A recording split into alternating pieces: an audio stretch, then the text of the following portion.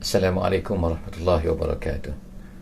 Alhamdulillahi rabbil alamin, nahmaduhu wa nasta'inuhu wa nastahdihi wa nastaghfiruh wa na'udzu billahi min syururi anfusina wa min sayyiati a'malina.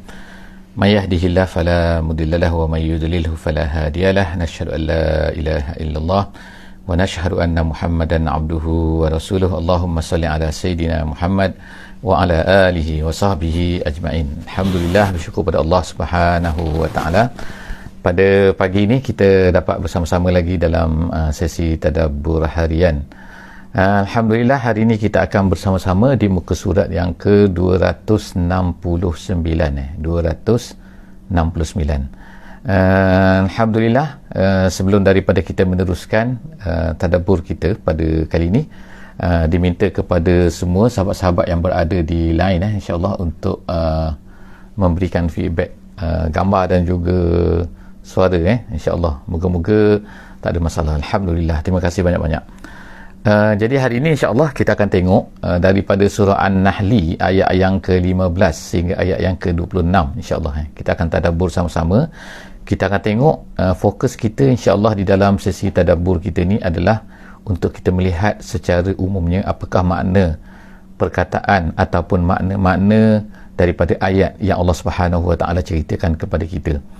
Yang keduanya, kita akan fokuskan kemungkinan ada beberapa perkara-perkara yang baru yang belum kita sentuh lagi sebelum daripada ni. Setengah-setengah daripada perkara-perkara ni adalah perkara yang tidak disentuh lagi, tidak pernah kita jumpa lagi. Contohnya ialah perkara-perkara yang barulah kita katakan, yang tidak ada lagi di dalam surah-surah sebelum daripada ni. Jadi insya-Allah kita akan tengok hari ni 269. Harap sama-sama kita dapat buka mushaf untuk kita dapat sama-sama merhatikan, melihat, cuba untuk memahami serba sedikit tambahan daripada pembacaan kita, daripada terjemahan-terjemahan yang ada yang kita boleh dapati insya-Allah. A'udzubillahi minasyaitonirrajim. Bismillahirrahmanirrahim. Wa alqa fil ardi rawasiya an tamida bikum wa anharan wa subula la'allakum tahtadun. Sadaqallahul azim.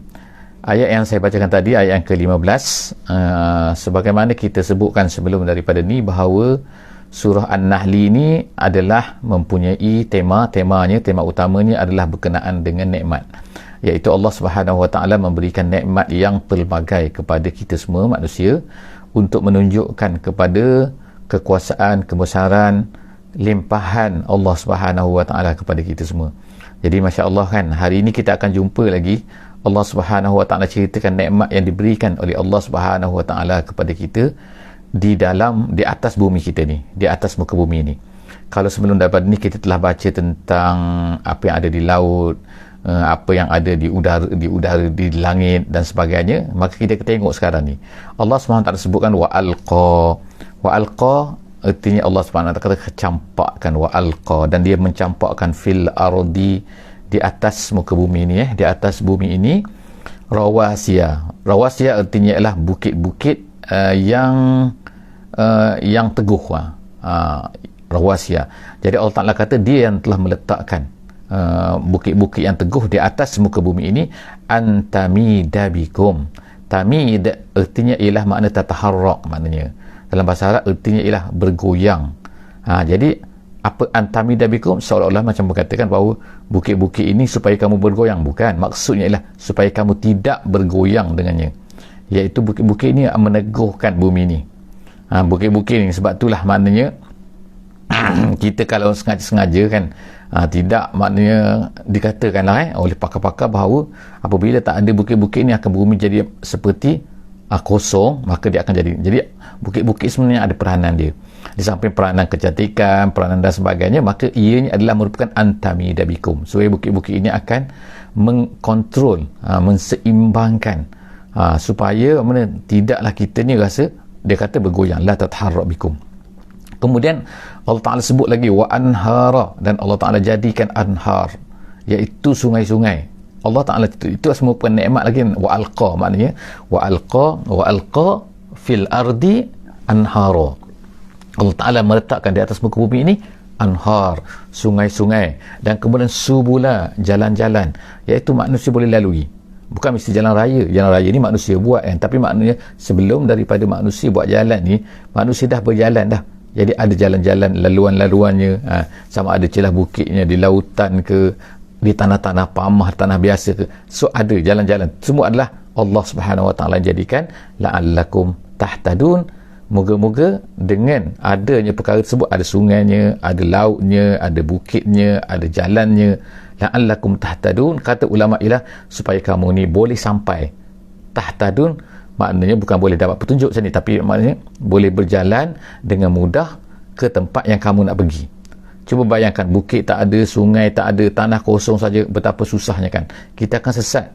Kalau kita bayangkan dalam hutan pun kita mungkin boleh sesat apabila keadaan tu sama, tak ada sungai. Tapi bila kita jumpa sungai, oh ni sungai, oh ni bukit, tu Allah Ta'ala kata, dalam tafsir jalan lain kata adalah ila maqasidikum, iaitu la'allakum tahtaduna ila maqasidikum, kamu boleh berjalan dan kamu boleh nampak, tahu di mana kamu berada sekarang ni. Wa alamat, dan seterusnya Allah Ta'ala kata wa alamat, dan Allah Ta'ala jadikan tanda-tanda. Allah Ta'ala jadikan perkara-perkara sebagai tanda-tanda. Wa bin najmi, tanda-tanda apa? Tanda-tanda untuk kamu dalam perjalanan kamu lah, sebagaimana kita sebutkan tadi. Wa bin najmi hum yahtadun, dan begitu juga Allah Ta'ala jadikan iaitu bintang. Najmi itu maknanya bukan satu bintang saja, tapi dalam tafsir kata wa bin nujum, maksudnya ialah an-najmi, iaitu secara umum maksudnya ialah an-nujum, iaitu bintang-bintang Allah Ta'ala jadikan di langit ini, terutama orang yang berada di laut. Maka kalau dia tak ada bintang tu akan sesat lah. Kita sekarang mungkin ada navigation ke kita, tapi itu maknanya adalah benda yang baru yang diciptakan oleh manusia, yang semua tu adalah bersandarkan juga berlandaskan kepada bintang-bintang. Jadi manusia tak boleh lari daripada bintang-bintang ni kan. Jadi sebab itulah kan setengah-setengah negara tu penting, dia kata tulis situ kan, letak situ gambar bintang pada bendera dia, nak menunjukkan bahawa bintang-bintang ni sangat penting. Ada bintang selatannya, ada bintang utaranya, ada bintang baratnya, ada bintang timurnya kan. Jadi wabin najmi, Allah Ta'ala jadikan bintang-bintang tu di samping. Sebelum daripada ni kita bacakan bahawa bintang ni adalah untuk perhiasan kepada manusia, dia juga adalah untuk menjadi hum yahtadun, mereka ini menjadi petunjuk. Mereka dapat petunjuk, mereka dapat bagaimana arah, tahu arah kan, ini arah kiblatnya kalau kita orang Islam kan. Kalau tak Islam pun dalam perjalanan biasa pun, maka itu semua sepatutnya adalah menjadi rasa syukur manusia kepada Allah Subhanahu Wa Taala. Afaman yakhluq, jadi sekarang ni sampailah kepada Allah Subhanahu Wa Taala tanya manusia ni, afaman yakhluqu kaman la yakhluq, soalan, adakah dia yang menciptakan tu sama dengan yang tidak menciptakan? Maksud yang tidak menciptakan iaitu apa-apa yang disembah oleh manusia selain daripada Allah Subhanahu Wa Taala. Berhala-berhala ke, bukan berhala ke, ataupun dalam bentuk kayu apa, dalam bentuk apalah, hawa nafsu dan sebagainya. Adakah yang tidak mencipta itu sama dengan yang menciptakan? Afaman yakhluqu kaman la yakhluq, adakah yang menciptakan sama dengan yang tak menciptakan apa-apa? Afala tazakkarun, kamu ni tak ambil peringatan ke? Allah Ta'ala kata afala tazakkarun, kamu ni tak ambil peringatan, tak ambil tazakkur, tak ambil ibrah dan sebagainya lah. Wa in ta'uddu, akhirnya Allah Ta'ala tanya secara umumnya.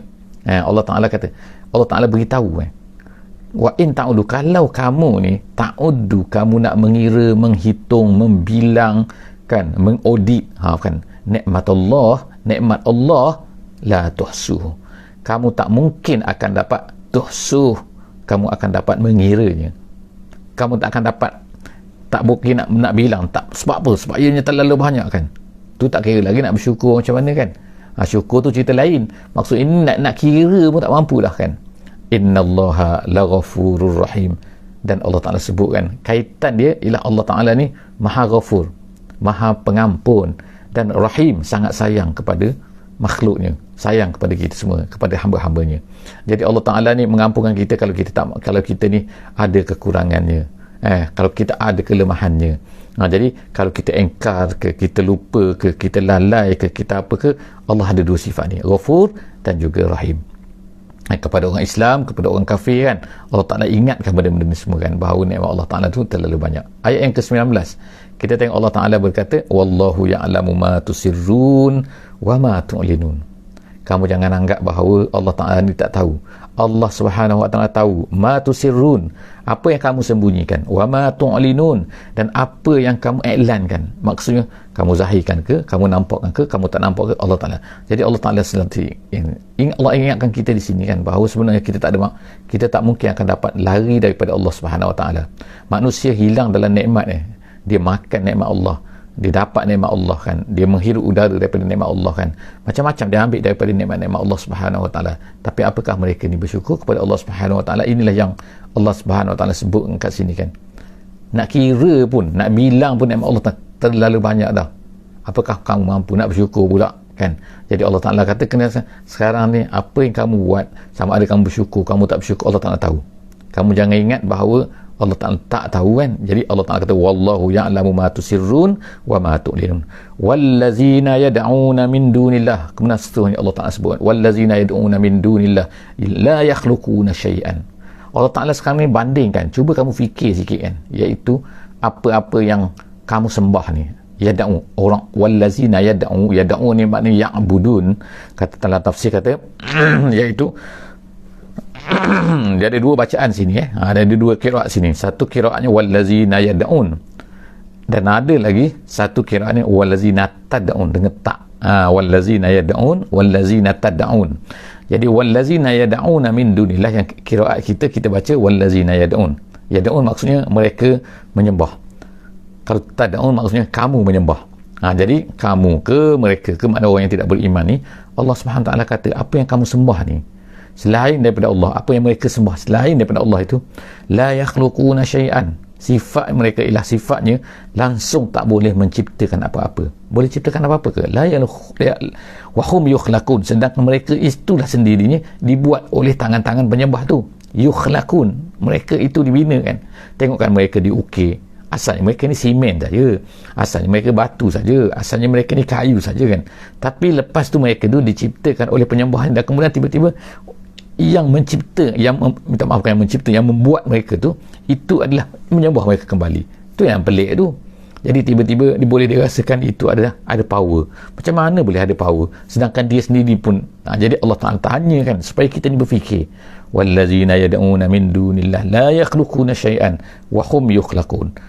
Itu yang pertama. Mereka tak boleh nak cipta apa-apa, apatah lagi nak diciptakan. Dia sendiri pun diciptakan, dibuat. Kemudian amwatun. Perkara kedua, Allah Ta'ala sebutkan bahawa berhala-berhala itu amwat, mati, la ruh, maknanya tidak ada ruh. Bukan macam kamu ni manusia, ada ruh, boleh bergerak ke sana kemari.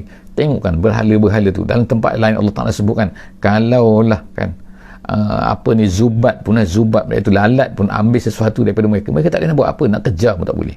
Kalau manusia ni tengokkan, kalau kita ada lalat, kita boleh tempis, kita boleh apa, maknanya kita ni ada ruh. Maknanya manusia yang menyembah benda-benda tu, macam mana boleh sembah benda-benda tu, sedangkan dia kalau ikutnya lebih hebat lagi daripada berhala tu. Tapi tiba-tiba dia menyembah satu benda yang lebih teruk daripada dia sendiri, yang dia buat sendiri. Amwatun ghairu ahya. Allah Ta'ala kata benda-benda tu semua mati, tak hidup pun. Wa ma yash'uruna ayyana yub'atsun. Dan berhala-berhala tu ma yash'urun, tidak merasai, tak rasa apa-apa, tak ada emosi, tak ada apa, memang tak ada kan. Dan tak tahu dan tak sedar pun, ayyana yub'atsun, bilakah mereka ini akan dibangkitkan. Bilakah, ya ayyan maknanya mata, maknanya maksudnya ialah maknanya yub'atsun tu siapa? Yub'atsun tu ialah sama ada, ulama tafsir kata sama ada dia sendiri tu, berhala tu sendiri, bila nak dibangkitkan pun tak tahu. Dan juga ataupun maksudnya ialah tu kamu semua ni, kamu semua tu yang manusia-manusia yang menyembah benda tu menyembah berhala tu, berhala ni tak tahu pun bila ni akan dibangkitkan. Allah Subhanahu Wa Ta'ala tahu kita bila dibangkitkan, dia yang membangkitkan kita kan. Jadi bagaimana dia tak tahu kita bila akan dibangkitkan? Tapi berhala-berhala tadi tu langsung tak tahu apa-apa. Jadi bagaimana manusia boleh sembah benda-benda tu semua? Jadi inilah benda-benda yang Allah Ta'ala minta kita supaya kita berfikir kan. Jadi amwatun ghairu ahya wa ma yash'uruna ayyana yub'atsun ilahukum ilahun wahid. Kemudian Allah Ta'ala kata ilahukum, Tuhan kamu ni ialah ilahun wahid, Tuhan yang esa tu, Tuhan yang esa tu iaitu Allah Subhanahu Wa Ta'ala. Fallazina la yu'minuna bil akhirah, Allah Ta'ala kata, dan orang-orang yang tidak beriman dengan hari akhirat itu qulubuhum munkirah. Hati mereka ni sebenarnya Allah Ta'ala kata munkirah. Munkirah ni maknanya menafikan, maknanya jahidah, maknanya kan hati mereka itu kan munkirah, menolak apa yang dibawa oleh Nabi Muhammad SAW. Macam mana kan? Sebenarnya bukan badan mereka. Sebab itulah Allah Ta'ala sebut sini kan ialah qulubuhum, kerosakan manusia itu, penolakan manusia itu, yang menolak itu sebenarnya adalah tu manusia, hati manusia itu. Badan mereka ini sebenarnya mengikut saja apa yang dikehendaki oleh hati itu. Hati itu raja, jadi dia boleh suruh sini kan, dia suruh badan, dia suruh mata, dia suruh anggota, dia suruh organ, semua disuruh apa yang ada pada badan dia tu. Sedangkan badan dia adalah merupakan pemberian Allah Subhanahu Wa Taala. Badan dia tak nak sebenarnya, mata dia tak mau, telinga dia tak mau, kulit dia tak mau, mulut dia tak mau, semua benda tak mau sebenarnya. Tetapi oleh kerana dia raja, iaitu hati tu, maka raja tu pun menyuruhlah. Dia menyuruh buat macam ni, dia menyuruh kulit buat macam ni, dia menyuruh kaki buat macam ni kan. Sebab itulah nanti di hari akhirat kita akan baca kan dalam ayat Allah SWT sebut bahawa nanti kulitnya, matanya, telinganya nanti akan mendakwa tu si penyuruh dia tu, iaitu hati lah kan. Jadi maksudkan kita ni bila kita menarik manusia ialah menarik hati manusia.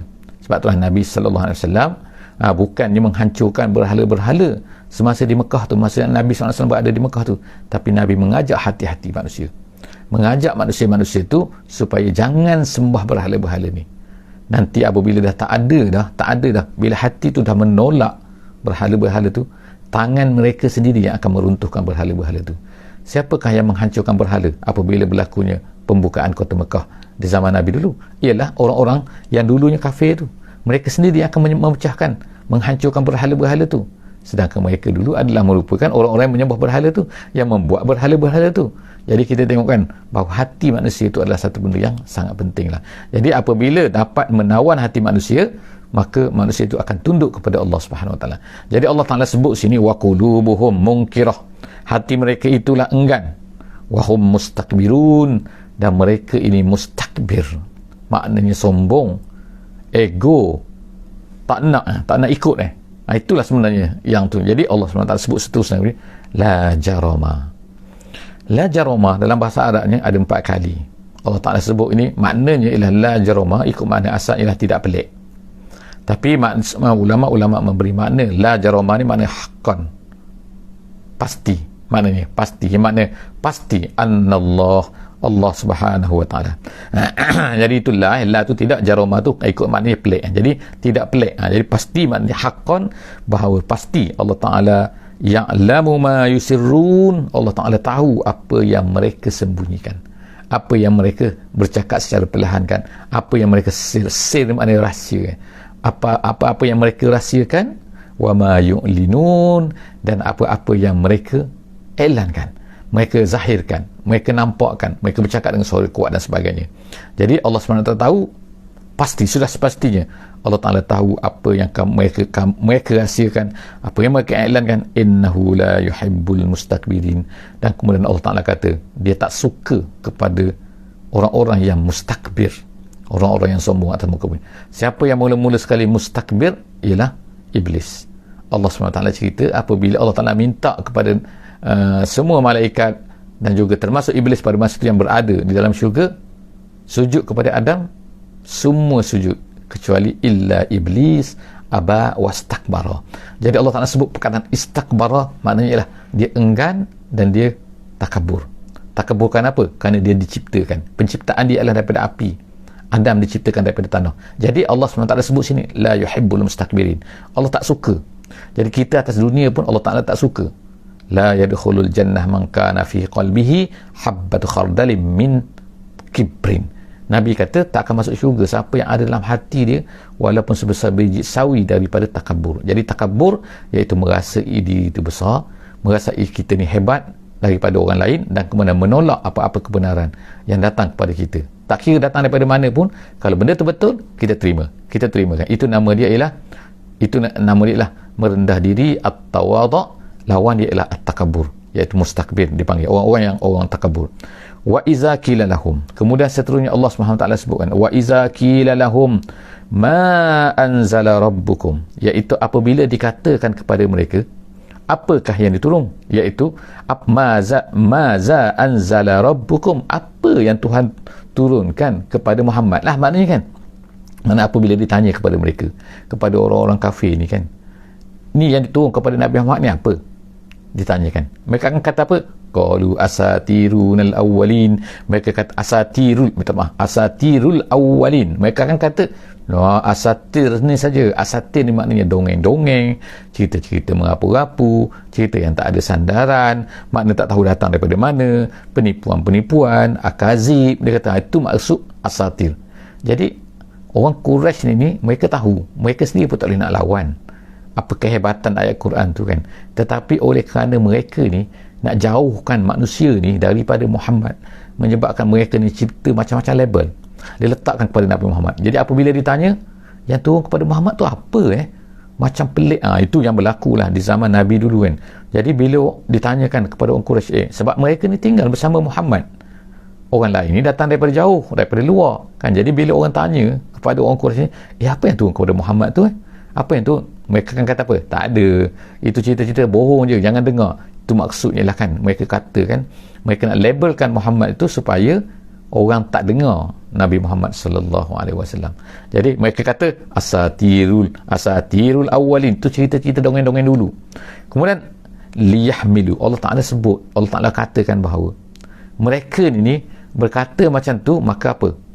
Li situ, dia katakan li situ ialah, iaitu Allah SWT nak sebutkan bagaimana perangai jahat mereka itu, nak menunjukkan kerana inilah, maka kerana perkataan itulah, kerana penolakan itulah, maka Allah Subhanahu Wa Taala jadikan semuanya itulah liyahmilu auzarahum, itu semua akan menjadikan, dipanggil lamul akibah, akibat daripada perbuatan itu menjadikan mereka ini yahmilu auzarahum, mereka akan menanggung dosa-dosa mereka itu kamilatan. Kamilatan maksudnya ialah semuanya, maksudnya ialah tak ada sikit pun yang akan dikurangkan. Jadi ertinya di sini ialah kalau tak ada kamilatan, maknanya Allah Ta'ala boleh mengurangkan. Kata ulama-ulama dalam akidah, dia kata ialah kalau dosa dilakukan oleh orang Islam, kemungkinan Allah SWT akan kurangkan. Kemungkinan Allah Ta'ala tak akan balas, tak akan masukkan dalam neraka kerana kesemua amalan-amalan mereka itu. Kemungkinan ada amalan-amalan orang beriman ni akan dikurangkan. Tapi orang-orang yang kafir ni Allah Ta'ala sebut sini kamilatan. Liyahmilu auzarhum, seluruh daripada dosa mereka itu akan mereka tanggung tanpa diampunkan. Allah Ta'ala tak ampunkan yaumal qiyamah, pada hari kiamat. Tak cukup itu saja, bukan dosa mereka sendiri saja. Sebab apa? Dosa mereka itu enggan, mereka ni mengatakan, tapi mereka juga akan menanggung sebahagian wa min auzaril lazina yudillunahum, dan juga dosa-dosa orang-orang yang mereka sesatkan. Inilah bahayanya, mana kadang-kadang orang-orang yang menyesatkan orang lain ni kadang-kadang membuat satu benda, kadang-kadang seorang tu dia buat jahat seorang diri dia saja, maka dia tak kacau orang. Maksudnya tak kacau orang tu maksudnya ialah dia tidak mempengaruhi orang lain. Tapi ada orang dia buat maksiat tapi dia ajak pula orang lain, maka dia akan menanggung, bukan sahaja menanggung dosa dia yang dia buat tu, tapi dia juga akan menanggung dosa orang-orang lain yang buat tu kerana mengikut dia. Jadi Allah Ta'ala sebut sini ialah liyahmilu wa min auzaril lazina yudillunahum, dan juga dosa-dosa orang-orang yang mereka sesatkan tu bighairi ilmin, tanpa ilmin di sini ialah ulama kata ialah maksudnya iaitu orang-orang yang disesatkan tu tanpa pengetahuan. Jadi mereka ni ajak sesatkan orang ni, sedangkan orang ni adalah kadang-kadang setengah tu tak tahu bahawa apa yang mereka ajak tu adalah salah dan sebagainya, ataupun tak nak berfikir dan sebagainya. Ala sa'ama yazirun, Allah Ta'ala kata betapa dahsyatnya, betapa buruknya apa yang mereka lakukan ini, apa yang mereka tanggung ini. Tanggung dosa tu adalah dosa mereka sendiri, kemudian dosa orang lain pula mereka terpaksa tanggung juga. Seterusnya ialah ayat yang terakhir, Allah Subhanahu Wa Ta'ala sebut qad makaral lazina min qablihim. Allah Ta'ala ceritakan kepada Nabi kita sallallahu alaihi wasallam, sebelum daripada orang-orang Quraisy ni, sebelum daripada ni dah banyak dah sebenarnya. Kalaulah orang-orang Quraisy ni dia buat plan macam-macam, dia buat perancangan, dia nak halau Nabi, nak bunuh Nabi, nak macam-macam lah kan, nak menyesatkan orang, membuat plan-plan supaya orang ni tak ikut Nabi kita sallallahu alaihi wasallam. Maka Allah Ta'ala kata, sebelum daripada ni pun dah berlaku dah. Qad makaral lazina min qablihim, sebelum daripada kamu ni Muhammad ni, orang-orang yang sebelum daripada ni pun, sebelum daripada orang Quraisy ni pun dah buat makar. Makar ni ialah perancangan jahat, maksudnya perancangan jahat mereka untuk menjatuhkan Nabi mereka, untuk menjauhkan manusia daripada Nabi-Nabi sebelum daripada tu, iaitu secara umumnya sangat banyak kan. Kaum Nabi Nuhnya, kaum Nabi Hudnya, kaum Nabi Solehnya, kaum Nabi Lutnya, kaum Nabi Ibrahimnya, semua ada tu. Orang yang sebelum daripada kamu dah buat dah, bukan kamu ni Muhammad sahaja. Jadi Allah Ta'ala kata ini macam hiburan kepada Nabi kita sallallahu alaihi wasallam. Allah Ta'ala beritahu bahawa orang-orang sebelum ni dah, tapi apa yang terjadi kepada mereka? Allah Ta'ala kata, setengah ulama tafsir kata ayat ini, iaitu ayat 26 ni adalah berkaitan dengan Namruz. Numruz dalam bacaan dia Numruz, dia kata Numruz ni iaitu Numruz bin Kan'an. Dia ni adalah seorang raja Babylon di zaman Nabi Ibrahim alaihissalam, yang berlawan dengan Nabi Ibrahim tu, tapi tak disebutkan nama dia dalam Al-Quran. Allah Ta'ala sebut kat cerita ni orang-orang sebelum daripada kamu. Jadi ulama tafsir seperti jalan lain dia kata maksud sini adalah iaitu Numruz tu, tapi setengah ulama tafsir kata tak, ini lebih umum lagi. Orang-orang sebelum daripada kamu pun Allah Ta'ala kata telah buat planning jahat mereka terhadap rasul-rasul tu. Lalu apa yang berlaku? Fa'atahumullahu bunyanahum minal qawa'idi. Allah Ta'ala jadikan qawaid ni, ertinya ialah iaitu kaedah, iaitu qawaid ni maknanya jamak kepada kaedah. Kaedah ni maknanya dasar tu. Kalau kita kata foundation lah, bila kita buat bangunan kita ada foundation tu kuat biasanya, jadi mereka akan buat bangunan yang tinggi. Dulu pun manusia dah tahu kan pasal teknologi pembinaan ni dan sebagainya, jadi mereka buat bangunan tinggi tu. Tapi apa yang Allah SWT sebut sini ialah apabila Allah Ta'ala nak menghancurkan mereka, nak menunjukkan bahawa apa yang mereka buat ni sebenarnya adalah rapuh saja di sisi Allah Subhanahu Wa Ta'ala. Allah Ta'ala kata fa'atahu Allah bunyanahum minal qawaidi. Jadi Allah Ta'ala datangkan daripada bangunan mereka yang mereka bina, daripada dasarnya, pada dasar itu fakharra alaihimus saqfu, jatuh ke atas mereka atap tu. Makna binaan atas tu jatuh ke atas mereka. Fakharra alaihimus saqfu min fawqihim, daripada atas mereka, lalu matilah mereka. Itu cara, salah satu daripada apa yang Allah Ta'ala lakukan untuk mengazab manusia-manusia yang engkar kepada Allah Subhanahu Wa Ta'ala. Jadi disebut sini min fawqihim, daripada atas mereka, wa atahumul azab min haitsu la yash'urun. Allah Ta'ala nak kata bahawa datang azab ni daripada satu pihak, daripada satu sudut, daripada satu arah yang mereka kadang-kadang tak jangka. Jadi ini boleh berlaku kan kepada kita semua juga pada hari ini. Mungkin Allah Ta'ala boleh buat kan, kita buat bangunan tinggi, kemungkinan bangunan tinggi itu runtuh. Kita buat satu, kadang-kadang buat kapal terbang itu menghancurkan manusia. Kita buat, kadang-kadang boleh datang dalam bentuk disaster lah kita katakan, malapetaka ataupun bentuk-bentuk lah, banjir ke, ribut ke dan sebagainya kan. Tapi boleh juga Allah Ta'ala iaitu buat kehancuran itu datang daripada apa yang kita bina sendiri. Sebagaimana yang disebutkan di sini, iaitu Namruz, dia menyuruh orang-orang dia membuat satu bangunan yang tinggi, akhirnya bangunan itu runtuh dan menimpa orang-orang yang berada di bawahnya, lalu mereka mati. Jadi itu macam-macam cara Allah Ta'ala kata, maknanya Allah Ta'ala tu berkuasa, Allah Ta'ala tu boleh buat apa saja yang dia nak buat. Jadi sepatutnya manusia ialah takut kepada Allah Subhanahu Wa Ta'ala. Jangan lupa, insya-Allah jumpa lagi dalam siri akan datang esok, insya-Allah, kalau tak ada masalah, muka surat 270, insya-Allah. Jangan lupa untuk share, jangan lupa untuk subscribe, jangan lupa untuk follow, insya-Allah, dan beri komen dan like, insya-Allah kan. Like, insya-Allah. Aku qouli hadza, astaghfirullahalazim li wa lakum. Kita tangguh majlis kita pada pagi ni dengan membaca surah Wal Asri. Bismillahirrahmanirrahim. Wal Asri innal insana lafi khusr illa allazina amanu wa amilus solihat wa tawasaw bil haqqi wa tawasaw bis sabr. Wassalamualaikum warahmatullahi wabarakatuh.